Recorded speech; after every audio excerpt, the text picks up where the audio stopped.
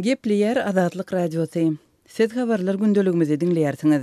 Türkmenistanyň häkimetleri ýurdun ýaşaýjylarynyň gara goňur reňkli we köne ulaglary ulanmagyny çäklendirmek boýunça çärelerini aktivleşdirdiler. Häzirki wagtda ulaglaryň reňki, markasy we öndürilen ýyly bilen baglylykda ulaglaryň köpçülikliğin tutsak edilmegini ýurdun tas ähli welaýatlarynda görmek mümkin. Azatlyk Radiosynyň Liwap welaýatyndaky habarçysynyň sözlerine görä, häzirki wagtda bu regionda ýylatyň şahsy ulagyna bolan çäklendirme ilkinji nowatda könelişen awtologlara degişli. Awlanýan ulaglaryň arasynda Sowet Soýuzynda öndürilen ulaglar şeýlede ozalky ýyllarda öndürilen Günbatar we Ýapon markaly ulaglar bar. Olaryň esasy böleginiň ýöreýän we tekniki taýdan gurat transportda gaýdalýar. Olaryň köpüsini häzirki wagtda polisiýada tekniki gözekçilikden geçirmäge ruhsat bermeýärler. Başga vilayetlerde de köne ulaglaryň tiz wagtda gadagan ediljegini aýdarlar. Maňa ma'lum bolşuna görä 2010-njy ýyla çenli öndürilen awtologlaryň ählisini gadagan etmäge tinançýarlar. Bu barada ýaýran gürüňler gysga wagtda bahalaryň petelmegine getirdi. Gara maşynlara berdi entek bir gysyş etmeýärler. Emma şonda da ulag eýeleri olary başga reňke boýaýarlar. Olary almaşdyrýarlar ýa-da satýarlar diýip Azatlygyň Liwapdaky habarçysy gürüň berdi. Şeýle-de Azatlygyň Türkmenistandaky söhbetdeşleri soňky günlerde ýollarda polisiýa işgärleriniň çürtgesi köpelenligini belliýärler. Olar tas her bir çatrykda dur, hiç bir sebäpsiz we çekinmän pul talap edýärler. Yol hereketine täsir getirmeýän kanuny zatlardan bahana gözleýärler. Olar öň hiç bolmanda seresaplylyk bilen dokumentleriň arasyna salyp alýardylar. Indi bolsa açaçan, hatda böldürilen puluny öz jübüsünden çykaryp berýärler. Olarda her bir bidiýdüňçüligi üçin öz narhy bar. Köplençe ol resmi jerimeden peträk bolýar. Olaryň tapýan bahanalary akly sygmajak zatlar bolsa da ıhtiýar olaryň elinde bolan soň haklydygyny subut etmek başartmaýar diýip Liwaply ulag sürüjüsi gürrüň berdi. Könelişen awtologlardan araşdyryşlar bilen bagly ilkinji wakalar barada geçen ýylyň Tomsunda ma'lum bolupdy. Şonda Aşgabatyň köçelerinde sebäbi düşündirilmezden köne awtologlaryň saklanmagy we mejburi görnüşde polisiýanyň awtoduralgalaryna sürelmegi barada habar berilipdi. Azatlyk Radiosu Telegramda. Bizi Azatlyk Radiosu sözü bilen tap bilersiňiz. Azatlyk Radiosu arkaly öz maglumatlaryňyzy ýyla ýetirmekçimi? Biz bilen Telegram arkaly ýagny goşmak belgisi 420 724 168 983 we goşmak belgisi 420 773 797 383 telefon belgileri bilen habarlaşyň. Biz siziň şahsiýetiňiziň gizlin saklanjakdygyna kepil etýäris. Gepliyer Azatlyk Radiosu. Eferde maksat Ataýew bilen habarlar gündeligi. Türkmenistanyň demir gazygyny Özbek serhedine goloý jaýlar ýykylýar. Daşowut welaýatynyň Özbekistan bilen ara çäkleşýän käbir etraplaryny serhed boýlaryna goloý gurulan jaýlar üstümizdäki tomus ýumrular. Daşowutda 2011-nji ýylda Türkmenistan bilen Özbekistanyň arasyna serhede sim çekilen ýykylmadyk ýöne serhede goloý ýaşaýyş jaýlary ýykylýar. Bu barada Azatlygyň çeşmesi Sewitiň ýaşaýjylaryna salgylanyp habar berýär. Daşowut welaýatynyň Boldumsaz, Guwada we Göwerogly etraplarynyň serhed ýakasyna yerleşýän owalaryny arçynlyklar yerli ýaşaýjylary olaryň öýleriniň ýykyljakdygy barada duýduruş hatlaryny iýberdi diýip Çeşme Sewitden habar berdi. Araçagyň ýakasynaky ýaşaýjylaryň öýleriniň ýumrulmagynyň sebäpleriniň serhetde 3-nji hatar simiň çekilmegi we ol ýerde howpsuzlyk maksatly gaçywatalgalaryň gazylmagy bilen düşündirilýändigini Çeşme sözüniň üstüne goşdy. Regionda bolup geçýän hadisalardan habarly söhbetdeşimiz mundan ozal has takygy 2003-nji ýylda agzalýan serhediň boýunyna birinji goranuş germeginiň öýrilmegi bilen şeýle-de 2011-nji ýylda ikinji serhed siminiň çekilmegi bilen müňlerçe hojalygyň aňdaklyk ışdy öňünden habar berilmezden öýleriniň ýykylandygyny gurrun berdi. Çeşme şol ýyklyklarda müňlerçe hektar suwarymly ýerleriň serhediň hasabyna geçip, häzirki wagtda ol ýerleriň döwletiň ykdysadyýetine hiç ýyl goşup bilmeýänligini agzap geçdi. Ýatladyp geçdi goloýdy Türkmen prezidenti resmi sapar bilen Özbekistana baryp, saparyň ikinji gününde Özbekistanyň Türkmenistan bilen ara çäkleşýän Horezm oblastynda bolupdy. Türkmenistanyň Demirgazyk regionuna serhet ýakasyna yerleşýän hojalyklaryň jaýlarynyň ýykyljakdygy baradaky habar Türkmen prezidentiniň goňşy Özbegistana eden saparynyň ýanyna gawat gelýär. Özbek prezidentiniň medpuat gullugynyň 23 aprelde habar bermegine görä, Berdimuhammedowyň Özbegistana eden 2 günlük resmi saparynyň dowamyny iki ýurduň arasynda transport we üstaşyr ulgamlarda owa hojalygy pudugyny ilm we tehnikany ösdürmekde, kärdeşler arkalaşyklary boýunça şeýlede regionary hyzmatdaşlygyň gerimini giňeltmekde we şoňa meňdeş beýleki ugurlarda 17 resminama gol çekildi. Şol bir wagtyň özünde iki ýurduň ýokary hujaýlarynyň arasyndaky gatnaşyklary boýunça hemde ara gatnaşyk tehnologiýalary boýunça 15 sany resminama gol çekilenligi habar berildi.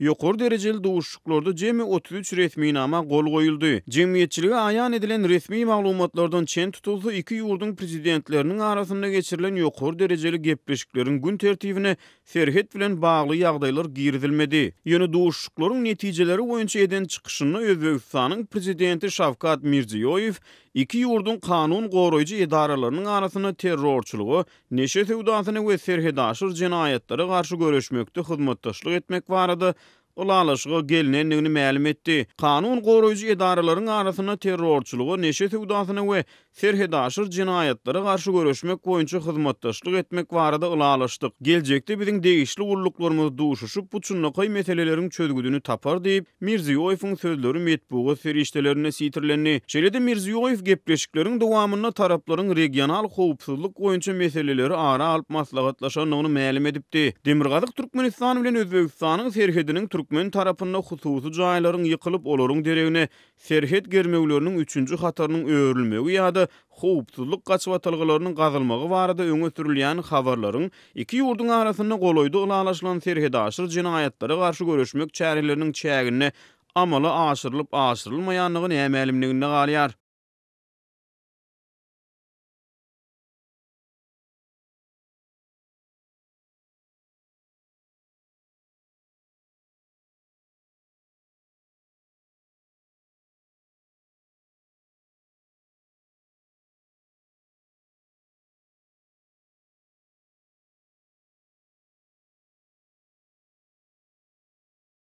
Gepler Azatlyk radio habarlar günneligimiz dowam etdirýär. Türkmenawatda 3-4 günlükde mektepleriň ýokary klas okuwçylarynyň arasynda pyçaklaşma hadisesi boldy. 7-nji mektebiň bir okuwçysy öldürildi diýip Azatlygyň Lewap welaýatynyň Akçeşmesi 1-nji maýda habar berdi. Lewap welaýatynyň administrativ merkezinde okuwçylar bilen bagly jenaýatçylyk hadiselerini barha köpelýänini gaýdylýar we Azatlyk radiosy bir aýyň Türkmenawatda okuwçylardan ibarat garakçylar toplarynyň üstüniň açylanlygyny habar berdi. Sonra Azatlyk bilen telefonna gurlaşan polisiýa işgärler hem bu bolan işi inkar etmediler, emma anyk maglumat hem bermediler. Häzir şäherde 2 adamyň baş satylsa mektep okuwçylarynyň pyçaklar şakyny görüň edilýär. Emma häkimetler bolan işin jekmejekliklerini berk ýaşyrynlykda saklamaga çalışýar diýip Azatlygyň ikinji çeşmesi hem bu habar tasdik etdi. Azatlyk bilen anonim şertde gurlaşan polisiýa işgär soňky döwürde okuwçylaryň arasynda şeýle hadiselerin köpelýänligini aýtdy. Gynansak da soňky döwürde okuwçylaryň arasynda jenaýatçylyk hadiseler ören köpelli. Olaryň ölüm bilen gutarýanlary hem bar. Şu sebäpden polisiýa ýokardan berk görkezme berildi. Sagat 20:00'dan soň köçede görünen islenlik ýetginjegi saklamaly diýip Azatlyk radiosynyň polisiýa bölümine Akçeşmesi gurrun berdi. Şeýle dol jaýlaryň howlullaryna ýa köçede iki çolup toparlanyşyp duran, özara gurlaşyp oturan ýaş ýigitleriň hem görülen ýerine dargadylýanlygyny, olaryň gün öýlerine gitmeginiň talap edilýänligini aýtdy. İla darasynda pedofiliýa hadiseleriniň, çağalar bilen jinsy ara gatnaşyga girýänleriň hem köpelýänligi, mektep okuwçylarynyň dowurlanmagynyň görnetiniň artanlygy hakynda hem köp gurrun edilýär. Emma häkimetler bolýan zatlary adamlardan ýaşyryp saklamaga çalışýarlar. Hatda köçü ýol hereketi bilen bagly hadiseleri hem gizläp saklamaga çalışýarlar diýip Azatlygyň seçmesi habar berdi. Türkmenistanyň döwlet eýçiliginiň mediýasynda ýurtdaky jenaýat hadiseleri, adam pidalary hakynda anyk maglumat berilmeýär. Emma daşary ýurtlarda okuyan Türkmenistanly studentleriň, häkimet migrantlarynyň arasynda jenaýata baş goşan adamlar hakynda daşary ýurt mediýasyna ýygyderli maglumat çykýar. Sol ruwatda Türkmenistanda ýüz berýän jinayet hadiseleri barada hem köplenç daşary ýurtlardaky websaytlarda garaşsyz medeniýet serişdelerini maglumat berilýär. Mysal üçin aprel aýynyň başynda Azatlyk radiosynyň we Türkmenistanyň alternativ habarlar proýektiniň ýerli habarçylary Türkmenabatda üst açylan talaňçy okuwçylar barada maglumat çap etdi. Azatlygyň çeşmesi ol okuwçylaryň şäheriň 9-njy, 30-njy we 32-nji mekteplerinde okanlygyny habar berdi. Tutsak edilen okuwçylar dekabr aýynda bir näçe adam talanlyklaryny boyun alırlar diýip çeşme etdi. Olar 27-nji dekabrda Maýyp gyýdy bilen ýaşaýan Gartaşan aýalyň jaýyna kürsep berip, olar onlar çegedek pyçakladylar we öýdäki pullar hemde gymmat bahadatlar alyp gitdiler diýip Türkmenistanyň alternativ habarlar proýekti ýazdy. Aýdylmagyna görä bir näçe mekdebiň ýokary klas okuwçylarynyň düdülen toparyň agdalary mart aýynyň aýagyny tötäninden tutsak edildi. Olar şondan adamlaryň hususy jaýlaryna zor bilen girip, öý ýerlerini pyçak bilen gorkudyp we pyçaklap, olaryň pullaryny hemde altyn şaýteplerini talap gelipdir. Azatlyk radiosy bu iş boýunça has anyk maglumat almak üçin telefon edenini Türkmenabat şäher polisiýasynyň we Lewap welaýat polisiýasynyň işgärleri mektep okuwçylarynyň ibaret jinayetçi toparyň üstüne açylanyny baradaky fakty inkar etmediler. Şäher polisiýa bölüminiň nowatçysy Azatlyk radiosynyň soragyna biziň özümiz size telefon ederiz. Şu telefon eden nomeriňizde garaşyň diýip jogap berdi. Polisiýanyň Lewap welaýat bölüminiň işgäri bolsa, beýle maglumaty telefonyny bermeýänliklaryny aýtdy.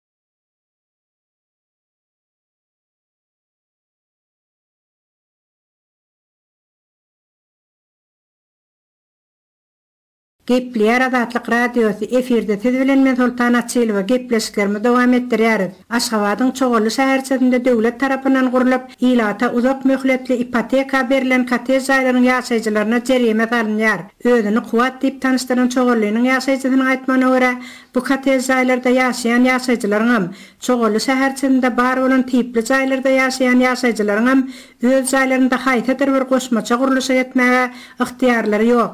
Häkimliklerin gözüne yaramadyk islendik goşmaça guruluşyklary söküp aýyrmaga häkimetler ýaşaýjylary mejbur edýärler. Soňky 5-6 ýyllykda Çoğullynyň şor ýerlerinde gurulyp, häkimetler tarapyndan ilata uzak möhletli ipoteka berilen jaýlaryň eýeleri öz howlularynda günden ýagyndan gowranmak üçin goşmaça guruluşyklary, ýagny nawetleri gurulmaga mejbur bolýarlar. Emma häkimlikler tarapyndan şeýle nawetleri ýumurlyp aýrylar, ýa-da olar bir kanun gurulan hasaplap, jaýaýlarına ulum öçürlerde jerime salýarlar diýip Kuwat dowam edýär. 1992-nji ýyllarda Çoğully massivinde ilata mellek yerleri paýlanyp berilende, has çökler şor yerler ilata paýlanman, olar boş galdyrylypdy. Emma soňky ýyllarda oý bolup şor suw çykyp ýatan yerlere gum döküp tekizläp, ol şor yerleriň üstünden 2 gatly kotej jaýlary gurup, häkimetler ol kotej jaýlary ilata uzak möhletli ipoteka satdylar. Wagtyň geçmegi bilen şor yerlere dökülen gumlar çöküp, jaýlaryň fundamentlerinde jaýraklar emele gelip başlady. Jaýlaryň diwarlarynda ak şor tegmiller peýda bolup, otoglaryň içinde ýakymsy çygyzy peýda boldy. Howlullaryň içinde hem şor çykyp, zeytularynyň derdinden howlullaryň içinde bir düýp hem agaç göýbermeýär. Şol sebäpli günden goranmak üçin ýaşaýjylar özlerine nawet gurmaga mejbur bolýarlar. Emma guran nawetiň üçin odal etrap häkimligine para peşkeş bermeli bolan bolsa, indi ol gurulan nawetler üçin ýaşaýjylara jerime salynýar diýip Kuwat aýdýar. Gen ýeri hem jerimeni polisiýa işgärlerinden, häkimlikleriň işgärlerinden, ýaşaýyş jaý müdürliginden düzülen toparlar ýaşaýjylaryň öýlerine gelip nakt pul görnüşinde alýarlar. Jerimeniň alynan dawarda ýaşaýjylara hiç bir kyftan berilmeýär. Jerimeni nämäniň esasynda salynýandygyna resminama görkezilmeýär. Diňe dülüsü bilen goşmaça guruluşyklaryň beýkanun gurulandygyny aýdyp pul talap edilýär. Şeýle jerimeniň möçeri bolsa 200 manat diýip Kuwat dowam edýär. Onuň aýtmagyna görä, ol öz howlusynda nawet gurulmak islände Aşgabat Uşağı şäheriniň Bagtyarly etrapy häkimliginiň binägerlik bölümine arda bilen ýüz tutupdyr. Emma oňa goşmaça guruluşyklara ruhsat berilmeýändigini aýdypdyrlar. Haçanda özüniň guran nawetini häkimligiň işgärler tarapyndan ýykmak üçin gelenlerinde bolsa, ol para peşkeşiň hasabyna öz guran nawetini ýykman taklamaga dürüst bilen ruhsat alypdyr. Ondan bäri bir näçe ýyl geçdi. Indi kölegelik üçin guran nawetlerimize jerime salmaga geldiler. Şol bir wagtda da nawetleri ýykmamyz üçin aýak dirap duranoklar. Bu ýerde maksat ilatdan pul ýygnamak bolup durýar diýip ol aýdýar. Häkimetler tarapyndan ilata hiç bir amatlyk döredilmeýänliginden çoğulynyň ýaşaýjylarynyň juda nägile bolýandyklaryny ýaşaýjylardan esde bolýar. 4 tane beton plitany birikdirip, daşyna emulsiýa çalýarlar da, uly meçlerlerde baha gurnap ilata satýarlar. Tomusyna tozap ýatan çägeden, gyşyna batgalap ýatan deýtularyndan goranmak üçin bu katezaýlarda döwlet tarapyndan hiç bir amatlyk döredilmän, ilatyň özüniň gurýan goşmaça guruluşyklaryny hem bir kanun hasaplýarlar. Şol bir kanun diýilen guruluşyklary döwletiň özü gurnap berende hem bolman durmazdy. Emma häkimetler ilatyň ýaşamak üçin amatlylygyň aladasyny etmeýärler-de, diňe jaýlaryň daş görnüşiniň owadan bolmanyň aladasyny etýärler diýip ýaşaýjylar janaýarlar. Ýatladyk geçsek mundan 3 ýyl öňe Çoğaly şäherçesinde döwlet tarapyndan gurulan we ilata satylan 2 gatly katezaýlardan ilatyň gurunan split sistemaly sowatçylary, çanak antenneleri hem mecbury aýyrdylypdy. Öz sebetiňizde bolýan wakalar barada azatlyga maglumat bermek isleseňiz, biziň kontakty hasabymyza ýazyň. Bizi gözlek bölümine azat habar ýazyp tapyp bilersiňiz. Siz suratlaryňyzy we videolaryňyzy hem ýollap bilersiňiz. Azatlyk siziň şahsiýetinizi gizlinlikde saklar. Siz bolan wakalar barada maglumat beriň, biz hem habar bereriz. Gepleýär Azatlyk radiosu. Öňüňizde saglyk hormatly dinleýijiler, eferde habarlar günneligi bilen men ýoksan Anurwan. Prezident Gurbanuly Berdimuhammedow 1-nji maýda Balkan welaýatyny hökümetiň göçme mejlisine geçirip, Sewitde ilatyň durmuş ýaşaýyş şertlerini goglanyrmak boýunça edilýän işleriň netijelerini seretdi diýip Türkmen Döwlet Habarlar Gurulugy habar berýär. Emma neşiriň bu mejlisden taýýarlanan habaryny Balkan welaýatynyň çarwa owalarynda ýaşaýan adamlaryň kynçylyklary, öňkü prezident Sapar Murat Niýazowyň täze siýasat döwrüne dören uly işsizlik we beýleki sosial problemalar asla agdalmaýar.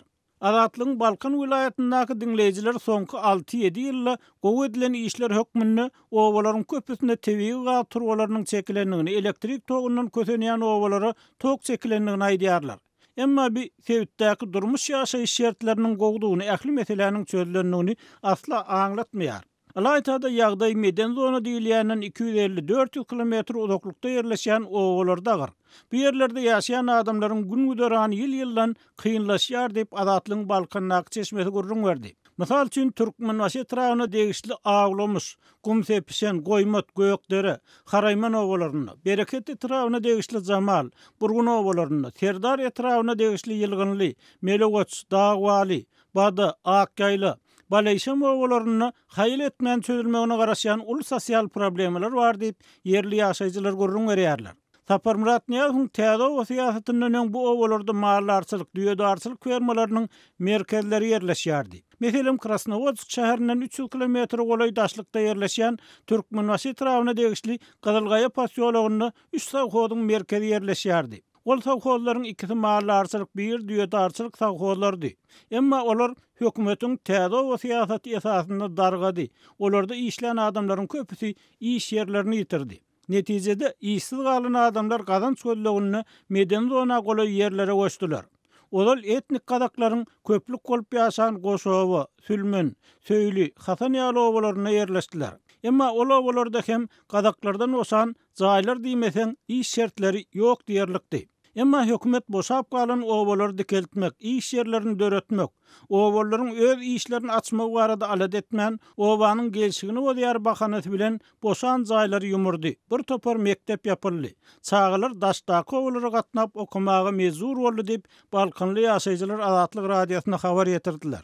Aýdaly Krasnovodsk häzirki Türkmenbaşy şäherinden 100 kilometr uzaklykda ýerleşýän Goşowada 600 okuwçy niýetlenen mektep jaý bardy. Emma 2 ýyl odal baramda ol ýerde 10 okuwçy okaýan ekenlip Aşgabatly ýazy Amanmurat Bugaýew Azatlyk radiosyna gurrun berdi. Mundan başga Balkan welaýatynyň gyrak çetde ýerleşýän owalaryna adamlaryň mobil telefon ara gatnaşygyny ulanmak mümkinçilikleri hem ýok diýip Azatlygyň habarçylary bilen gürleşen owalar aýdýar.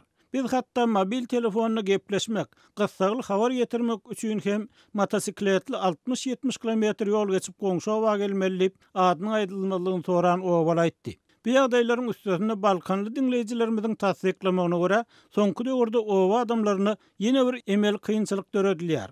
Ýollar ýykyk, köpürler ýumurlan. Emma owa adamlary şahsy hojalygyny öndüren önümini, süýt, süzme, sygyrgatygy, goýun geç süýdünden edilen ýogurt ýaly önümlerini Türkmenbaşy etrafyndaky owalardan 25-30 km ýol geçip Türkmenbaşy şäherindäki işewurlara getirip satjak bolsalar, seniň maşynyň araya köni şähere girmek bolanok diýip ýol gözegçilik polisiýasy olary ýygyna gaýtarýar. Şeýlelikde Saparmurat Niýazowyň täze owa siýasatyndan başlanan işsizlik we güderan aýlamak kynçylyklary täze bakanlar bilen berkitilýär, emma çözülmeýär diýip hukuksyzlyk aladalar sebäpli adyny aýdylmalygyny soran Balkanly Çeşme Azatlyk radiosyna aýtdy.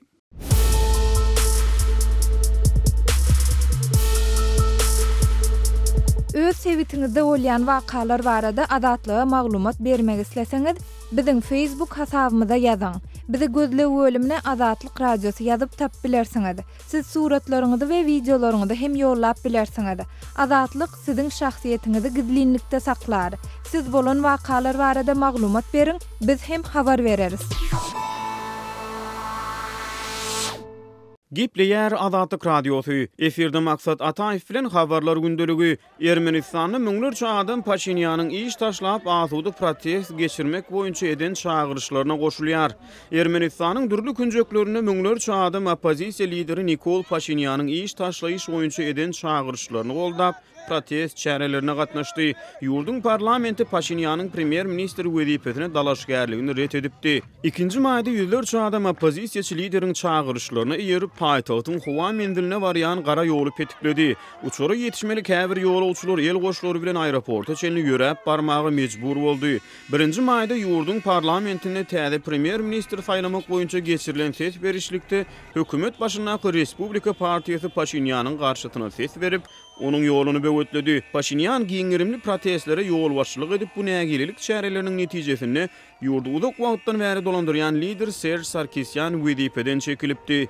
Yerevannaky nägililik çäreleriniň barha tutaşýan wagty ýurdun prezidenti Armen Sarkisyan 8-nji maýda parlamentde 2-nji gezek geçiriljek saýlawlardan öň krizisi çözmek üçin gepleşikleri geçirmäge çağırdy. Ýurtda syýasy krizisiň henidem dowam edýändigine çuňur gynanýaryn. Ýogsam hemmeler bu ýagdaýlaryň ýurdun geljegine nä derece howp salýanyny hakda gürrüň edýär diýip Ermenistanyň prezidenti Armen Sarkisyan ýaýradan beýanatyny aýtdy. Paşinyan Yerevan wagty bilen öýlen saat 2-de Zvartnots aeroportuna barýan gara ýoluň açylmagyna çağırış etdi.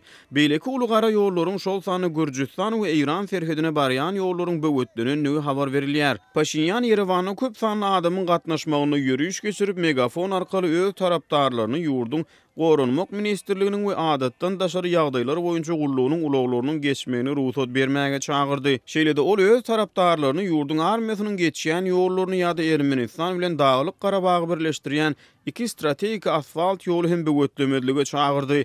Paşinyan tarapdarlaryny islenlik ýagdaýda zorlukly protest geçirmäge çağırdy. Çaknaşmaly däl, agresiýa görkezmeli däl. Biziň hemmämiz bu prosesiň munasyp ýeňiş bilen tamamlanmalydygyny oňat düşünýäris. Şol sebäpden biziň hereketlerimiz parahatçylykly bolmaly diýip Paşinyan özüniň Facebook sahypasyna göni efirde çykyş etdi. Yerewanyň köp sanly metro stansiýalaryna barýan ýollaryň böwetlenenligi, şeýlede şäherde demir ýol gatnawynyň bökdelýänligi habar berilýär.